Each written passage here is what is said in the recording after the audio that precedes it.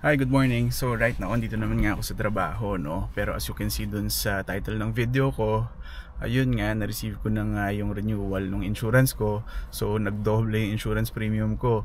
So ngayon, medyo puyat tayo kasi yun nga, kaya ako nalaman na nagdoble siya kasi kagabi tulog ako, pero from time to time kasi nagigising ako ng madaling araw. So kanina nagising ako around 4 a.m. and then nasilip ko lang yung phone ko, tapos nakita ko parang meron akong email notification. So binasa ko, nung pagbasa ko meron akong advice from dun sa bangko ko na bumaba na nga ako dun sa minimum balance ko. Wala naman akong ine-expect na babayaran ko kasi ang alam ko nga yung insurance ko nga natapos ko na nga siya bayaran noong June 14, and yung renewal ko kasi August 14 pa. So binuksan ko yung bank account ko kasi akala ko parang na-hack yung account ko. Tapos yung pagkakita ko nga, meron na naman nga akong debit sa account ko na around 794. Kasi before, yung binabayaran ko lang ng insurance premium is around 385. Tapos ngayon nag more than double siya. Ayan o, 793.43 to be exact. So nung nakita ko nga na chinarge ako, ayun, hindi na nga ako nakatulog. Kaya ang plano ko is tawagan ko na lang yung insurance provider ko mamaya, kasi actually kagabi sa sobrang hindi ako mapakali, tinawagan ko na yung hotline nila, but unfortunately walang sumasagot kasi parang yung business hours daw nila is 8 a.m. onwards. So titingnan natin mamaya kung mababawi pa natin tong pera kasi medyo malaki talaga siya. Pero yun nga, last night since hindi nga rin ako makatulog, nag-check na rin ako ng online, like yung sa TD Insurance, yung sa Bel Air Direct, kasi yun nga yung mga nire-recommend sa akin ng mga ibang kaibigan ko. Pero yun nga, kung meron kayong alam na insurance provider na okay naman siya, na hindi ganito kamahal, please feel free naman na ilagay sa comment section. Kasi actually experience ko naman dito sa insurance provider na to, na Travelers Insurance, actually okay naman siya. Especially nung, di ba, nanakaw yung sasakyan ko, hindi naman ako nagkaroon ng problema sa yung pag-provide nga nila sa akin ng assistance, yung car for rent. And then after that, nung kinuha ko nga yung sasakyan ko, hindi rin naman ako nagkaroon ng problema. Pagdating ko rin sa Honda, binayaran ko lang yung 1,000 na deductible. Then after that, nakuha ko na yung sasakyan. Pero ngayon, sobrang mahal siya, as much as I want na sa kanila pa rin kumuha, pero masyado talaga siyang mataas. Kasi itong car insurance na to, kinuha ko siya through broker. Yun lang, medyo nahihirapan lang ako makipag-coordinate sa broker kasi after ko nga kinuha to, actually 3 beses lang ako nag-reach out ulit sa kanya. First is nung nag-change ako ng address kasi diba nung January nga lumipat kami ng bahay, and yun, tumawag ako sa kanya, nag-text ako sa kanya, hindi siya sumasagot, and then eventually nung tumawag uli ako after a few months, yun, that's the only time na sumagot siya. So sa madalit sabi, medyo late na nga nag-take effect yung change of address ko. So hindi ko alam kung magiging problema ba dapat yon, kung just in case na hindi ko na-change yung address ko in time, tas na ako nga yung sasakyan ko. And yung second na encounter ko sa kanya is yun nga, nung nanakaw yung sasakyan. And yung third is nung nakahanap nga ako ng bagong trabaho, kasi nung kino-quote nga yung insurance, part of the questionnaire is kung gaano kalayo yung bahay mo dun sa trabaho mo, kasi I think meron din silang computation for that.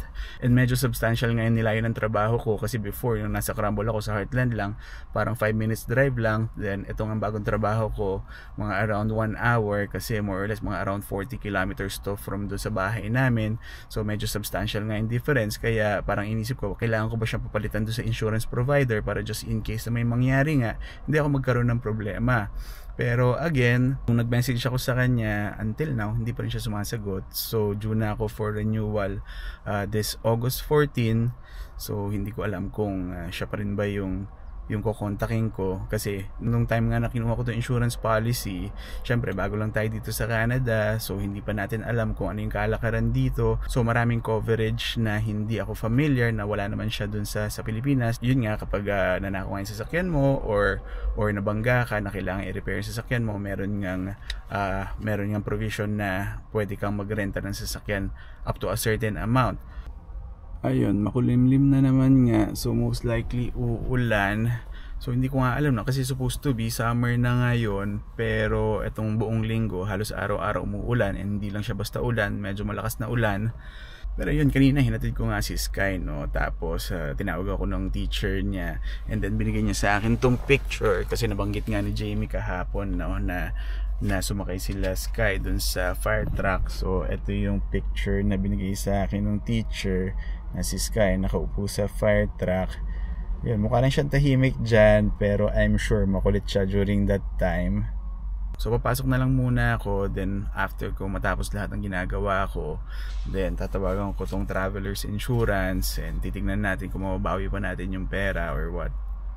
Yun, so lunch break ko na nga, nakausap ko na rin yung broker ko, pero I've been trying to call her mga around 9:10, 9:15, pero hindi nga siya sumasagot. So kailangan ko pa tumawag directly dun sa insurance company, but yun din, na-refer din ako dun sa broker kasi since dumaan niya ako sa broker, hindi nila ako ma-accommodate. Pero nakausap ko siya mga around 11 AM. Pero since tumawag nga ako sa head office, so parang hineads up siya kung bakit nga raw hindi siya sumasagot. Pero hindi ko alam, no? Siguro ibang-iba rin talaga yung customer service sa Pilipinas tsaka dito. Pero ang reason nga niya, hindi nga raw siya nag-accommodate ng mga inquiry ng ganun kaaga dahil hindi naman daw siya call center. So hindi ko alam kung ganun ba talaga rito or siya lang yon. Pero good thing naman, sabi ma-reimburse ko naman daw yung amount na yon. And ngayon, lunch break nga, siguro sama ko lang kayo dito sa Von Mills kasi almost every day dito ako pumupunta around lunchtime. Actually, nandito na ako. Pero yung iba nga, syempre, may kanya-kanya silang routine during lunch. Pero ako, pumunta nga ako dito sa Von Mills para wala lang, tumingin-tingin lang. Kaya updated ako sa mga presyo ng mga binibenta rito kasi yun nga, almost everyday chine-check ko. Kaya ako, pag bumibili ako, minimake sure ko na yung pinakamataas na percentage discount. That's the only time na bumibili ako ng mga kailangan ko. So ngayon, ikot lang tayo. Yan, so papasok nga tayo ng Von Mills. Almost everyday ako nandito kasi 4 minutes drive lang siya from dun sa opisina ko. And actually malapit din kami sa may Canada's Wonderland. Siguro mga 5 minutes drive lang din from dun sa opisina ko. Gusto ko sana pumunta doon kasama yung mga bata, pero last week parang may balita doon na may nahulog daw na bata from dun sa isa dun sa rides doon. So hindi ko alam kung safe na ba pumunta doon ngayon. Mapapansin nyo, meron pa rin naman tao, pero at least konti lang. Unlike kapag pumunta kayo dito ng weekend, sobrang daming tao.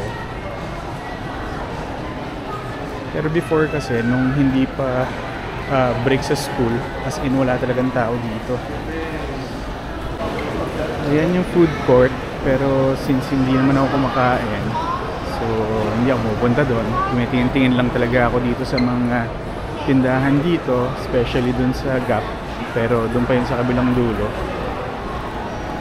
Ito, Banana Republic. Actually, sister company siya ng Gap, pero syempre mas high-end to.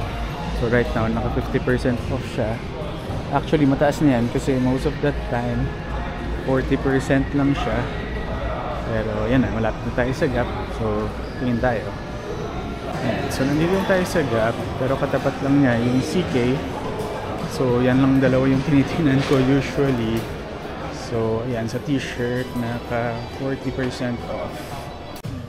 Ito polo shirt, actually ito yung binili ko recently, naka 50 off siya. So ngayon ang presyo niya is $44.99, so 22.5 na lang. Pero yun nga, actually nagpa-fluctuate lang naman yung percent off nila rito. Yung pinaka mababang percent na nakita ko is 40%, pero yung pinakamataas 70%. So talagang tatimingan mo lang na 60 or 70, so that's the only time lang na bumibili ako. So nandito na nga tayo sa tapat ng Calvin Klein, pero explain ko lang, no, kasi sa Pilipinas ang binibili ko talaga yung Uniqlo, pero kasi dito baliktad. Yung Uniqlo mahal dito, pero yung Gap sobrang mura. Kasi napansin nyo nga kanina, yung polo shirt more or less nasa around 800 or 900 pesos. Pero yung Uniqlo dito mas mahal. So kaya yun nga, every time sa Gap na lang ako tumitingin. Yan, pasok lang tayo sa CK. Yan, ay kapag nasa CK naman ako, dito ako pumupunta sa area na to, yung mga naka-sale na talaga.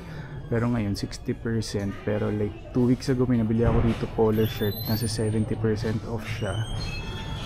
Yun, so lumabas parang nasa $20 na lang siya. Yun, labas na tayo kasi wala naman akong bibili ngayon, tingin-tingin lang talaga. So almost everyday ganito yung ginagawa ko. Yan, boss, walang mahal dyan, kaya hindi na ako pumapasok dyan.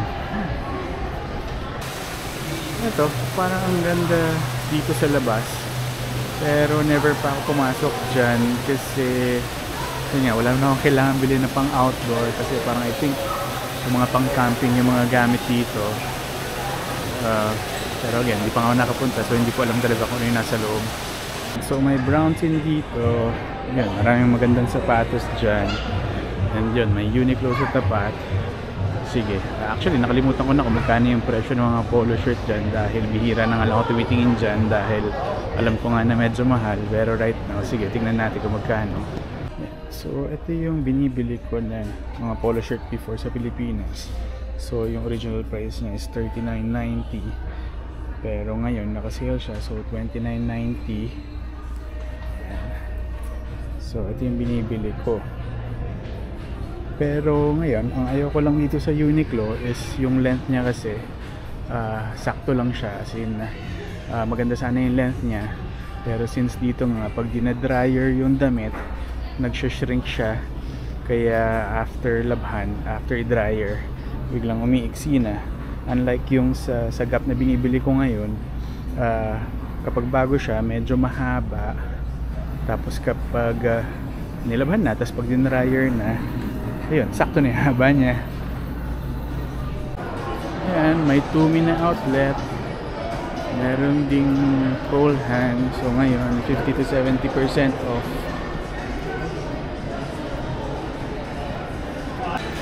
Yan, dito rin sa Coach ngayon 70% off, pero parang Gap din, parang almost every week nagpapalit-palit lang sila ng percent off,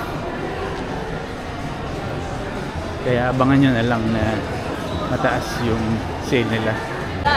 Ayan, may Kate Spade, eto Aritzia, ayan, may Foot Locker, tapos ito DSW, and then doon andun yung JD Sport. And yun, ito katabi nila, Legoland din. Actually, dala ko na dyan yung mga bata ng isang beses, pero yun, tumitingin lang sila ng Lego dyan. Ayan. Yan yung JD Sport.